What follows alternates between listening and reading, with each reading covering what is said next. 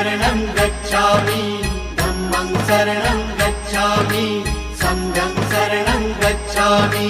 त्यागमूर्ती तू शांत चित्त तू योग रूप संसारी दया प्रेम अन मानवतेचे प्रतीक तुझी ईश्वरी सिद्धमूर्ती सिद्धार्थ गौतम सकलांचा स्वामी